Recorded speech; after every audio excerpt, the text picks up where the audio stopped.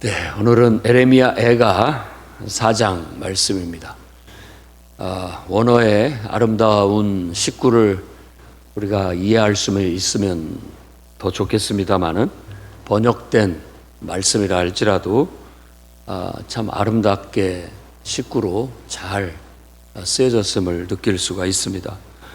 오늘 말씀을 보면 1절부터 10절까지에 보면 슬프다 어찌 그리 금이 빛을 잃고 순금이 변해서 질그릇이 됐는가 라고 탄식합니다. 그리고 그렇게 잘 빚어서 잘 갈아서 청옥같이 보석으로 빛나던 것들이 어째서 이렇게 다 결국은 숯보다 더 검게 변해버렸는가, 이렇게 탄식을 하는 그런 내용입니다. 우리가 오늘 이 말씀을 통해서 깨달아야 할 것은 죄는 사람이 지닌 그 존귀함을 훼손합니다. 그래서 정말 순금처럼 그렇게 가치 있고 존귀한 한 인간, 보석처럼 그 빛나고 참 무한한 가능성이 있어 보이는 한 인간을 죄는 완전히 부끄럽고 수치스럽고 무가치하고 무의미하고 냄새나고 더러운 존재로 바꿔버린다라는 거, 그것을 지금 탄식하고 있는 거예요. 죄가 순금을 질그릇으로 바꿔버립니다. 죄가 인간의 삶을 짐승들보다, 여기서는 들깨라고 나오는데 들짐승보다 더 못한 삶을 살도록 만들어버립니다. 진정한 인간의 삶은 바로 하나님을 기초로 할 때 거기에서 세워질 수가 있습니다. 그래서 어떻게 듣든지 간에 그 마음 속에 하나님이 있는 사람과 하나님이 없는 사람은 구분됩니다. 하나님이 있으면 그 사람은 하나님의 형상을 닮은 인간다운 인간인 것이고, 하나님이 그 속에 없으면 그 사람은 듣기 싫어도 짐승과 같은 존재에 불과하다라고 말할 수 있는 것이죠. 그래서 요한복음 같은 경우도 예수 그리스도가 내 안에 있으면 영생이고 없으면 심판받은 거다라고 그렇게 말하고 있습니다. 우리가 정말 나다운, 그리고 한 인간으로서의 순금처럼 빛을 내고 보석처럼 아름다운 빛을 내기 위해서는 정말 우리 마음 중심에 하나님을 제대로 모시고 그 하나님과 소통하면서 하나님의 뜻대로 잘 우리 인생을 빚어낼 때 그야말로 정금과 같이 순금과 같이 빛나고 보석처럼 아름다운 인생이 될 줄로 믿습니다. 죄의 무서운 결과, 죄가 얼마나 무서운지를 다시 한번 우리가 깨닫고 어떤 죄라 할지라도 모양이라도 버릴 수 있는 그런 투철한 그런 정신으로, 신앙으로 살아나가시기를 바랍니다. 그 다음에 11절부터 뒷부분에는 이런 얘기를 하고 있습니다. 우리의 구원을 보장하는 것도 바로 하나님이시다라는 거예요. 11절, 12절 말씀을 봅니다. 여호와께서 그의 분을 내시며 그의 맹렬한 진노를 쏟으시며 시온의 불을 지르사 그 터를 사르셨도다. 대적과 원수가 예루살렘 성문으로 들어갈 줄은 세상의 모든 왕들과 천하 모든 백성이 믿지 못하였도다.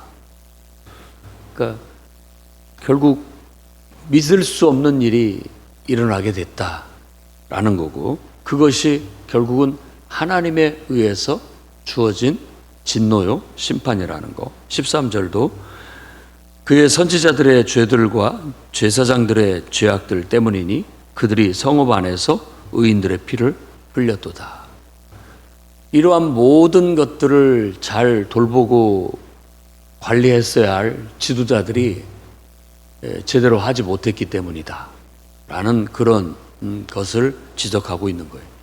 그래서 사실 구성원들도 문제지만 지도자도 그렇습니다. 그러니까 어떤 책임을 지는 것은 지도자입니다. 결국은 지도자가 책임을 지게 돼 있습니다. 그래서 한 공동체를 이끌고 또 작든 크든 공동체를 이끌고 정말 그것을 그 공동체를 하나님의 백성, 하나님을 섬기고 하나님의 뜻을 이루는 공동체로 세워나가는 것이 쉬운 일이 아니고 그렇기 때문에 우리가 기도하지 않으면 그 일은 제대로 이루어질 수도 없고 또 정말 진정으로 수고하고 노력하지 않으면 좋은 결과를 가져오기가 어려운 것 같습니다. 모세가 이스라엘 백성을 이끌고 광야를 헤맬 때에도 똑같은 그런 고충을 겪었던 것을 기억을 합니다. 그러니까 아무리 올바른 말을 하고 또 하나님 말씀을 전해도 듣지 않는다면 소용을 없는 것이고 그래도 희망을 버리지 않고 어떻게든 끌고 가면서 설득하고 변화시키려고 했던 것인데 결국 과거의 모든 때가 벗겨지기까지는 40년이라는 세월이 걸렸다라는 걸 알 수가 있어요. 그리고 구세대는 다 사라지고 또 새로운 세대가 일어나서 결국 가나안 땅의 주체가 하나님 나라의 주체가 되어서야 비로소 하나님의 뜻이 성취될 수 있었다라는 걸 본다면 야, 어떻게 사람이 하루아침에 사람이 되겠는가? 또 어떻게 교회가 하루아침에 하나님의 진정한 참된 교회가 되겠는가? 어떻게 나라가 하루아침에 세워지겠는가 하는 그런 마음이 느껴집니다. 어떻게 하루아침에 모든 것들이 이루어질 수 있겠느냐? 해산의 진통을 겪고 정말 10달 동안 품어 그렇게 해서 어렵게 한 아이가 태어나는 것처럼 정성을 다하지 않는다면 그 어떤 것도 이루어질 수 없다라는 거예요. 그리고 우리가 생각해야 할 것은 하나님께서 우리를 그렇게 정성을 다해서 품고 기르시고 낳으셔서 기르시고 돌보셨다라는 것을 기억해야 됩니다. 그런 하나님을 우리가 저버리고 그런 하나님의 품을 떠난다면 결국은 우리 모두에게 빛은 사라지고 값어치는 떨어지고 정말 냄새나고 수치스럽고 부끄러운 무가치하고 무의미한 삶밖에 없다는 걸 알아야 되겠습니다. 결국 하나님 외에 다른 것들을 우리가 하나님처럼 쫓아다니게 된다면 그 모든 것들은 허망한 것이 돼버리고 말 거예요. 하나님의 백성들이 이렇게 부끄러움을 당하고 수치를 당하고 죽어가는 걸 보면서 에돔은 그것을 지켜보면서 좋아하고 했는데 그 잔이 에돔에게도 부어지게 될 것이다 라고 그렇게 말하고 있습니다. 사실 다른 사람의 그런 어떤 아픔을 기뻐한다라는 것 자체가 악이다라고 성경에서 말하고 있음을 알아야 되겠습니다. 그래서 고통받는 이웃들을 위해서 우리가 도와주지는 못할 망정 그것을 즐거워하고 잘 됐다고 하는 그런 악은 저지르지 않도록 힘써야 되겠습니다.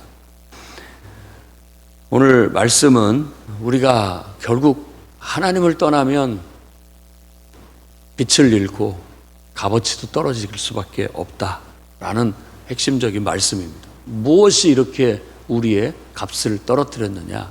결국 이스라엘이 하나님 백성으로서 제 역할을 못해서 제사장이나 또 선지자들이 자기 역할을 제대로 못해서 지도자들이 자기 역할을 제대로 못해서 이런 일들을 당했다라고 그렇게 말합니다. 우리는 죄도 신중하게 생각해야 하지만 자기 역할, 자기 본분을 다하지 못하는 것도 심각하게, 신중하게 생각해야 할 부분이라고 볼 수 있습니다. 오직 우리가 빛을 낼 수 있는 것은 정말 우리의 삶이 구원으로 나갈 수 있는 유일한 방법은 내 중심에 하나님을 두고 그 하나님과 내가 하나가 돼서 하나님의 뜻이 내 뜻이 되고, 그래서 내가 하나님의 뜻대로 삶을 살아내는 것, 그것이 우리가 평생 수행해야 할 수행이고 우리가 실천해야 할 실천이라고 할 수 있겠습니다. 그래서 오늘 또 여러분 마음속에 참된 신앙을 가지고 정말 하나님을 진정으로 사랑하고 진정으로 참되게 예배하며 그 하나님의 뜻을 정말 겨자씨 안 할 만한 것이라 할지라도 냉수 한 그릇 같은 작은 것부터라도 실천해서 꼭 여러분들이 정금같이 빛나고 보석처럼 빛나는 밤하늘의 별처럼 빛나는 그런 믿음의 위인들이 다 되시기를 주의 이름으로 축원합니다. 기도하겠습니다. 거룩하신 주님, 하나님 말씀을 전하고 가르치는 목사로서, 지도자로서 주님 앞에 부끄럽지 않고 범죄치 않게 주시옵소서. 양무리 가운데 모범을 보이고 솔선수범할 수 있는 지도자가 되게 주시옵소서. 주님께서 피로 값주고 사신 영혼들을 맡겨주셨으니 두렵고 떨리는 마음으로 사명을 감당하게 하시고 포기하지 않고 끝끝내 하나님의 뜻을 이루어내게 해 주옵소서. 10달을 품고 해산의 진통을 겪고 한 아이가 태어나는 것처럼 주님, 인내하며 또 고난을 감수하며 주님의 사명을 감당할 수 있도록 붙들어 주옵소서. 모든 성도들 또한 주님의 귀한 비전에 동참하게 하시고 한마음 한뜻으로 순종하여 하나님의 역사를 이루고 하나님의 영광을 드러내며 순금처럼 아름다운 믿음과 보석처럼 빛나는 그런 삶을 살 수 있도록 축복하여 주시옵소서. 예수님 이름으로 기도드립니다.